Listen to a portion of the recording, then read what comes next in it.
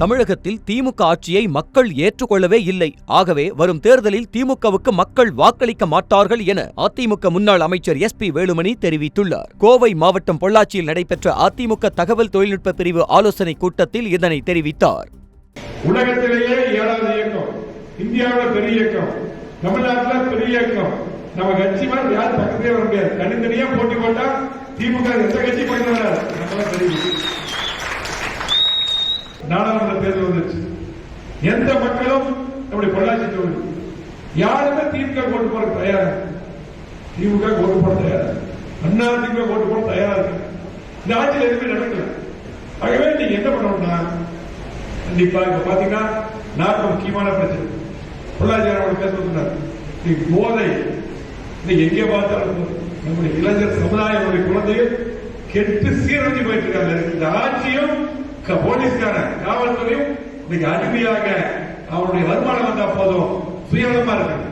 ஆகவே இதை முன்னெடுத்து எடப்பாடியார் பாத்தீங்கன்னா இன்னைக்கு எல்லா பக்கம் எடப்பாடியார் அறிவிக்கப்பட்டு எல்லா பக்கம் ஆர்ப்பாட்டம் மாவட்டம் மாநிலத்தில்.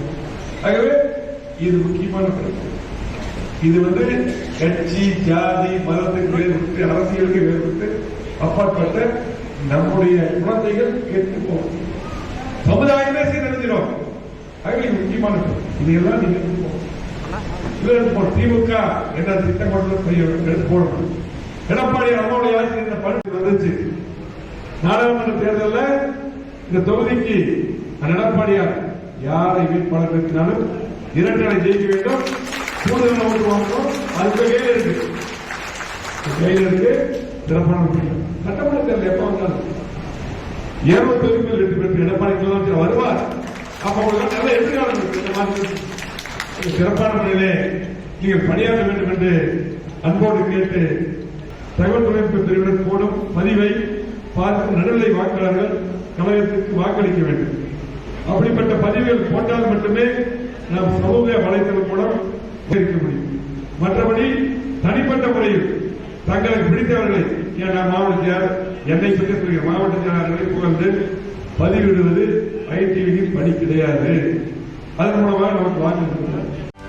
செய்திகளை உடனுக்குடனும் துல்லியமாகவும் தெரிந்து கொள்ள சப்ஸ்கிரைப் பண்ணுங்க.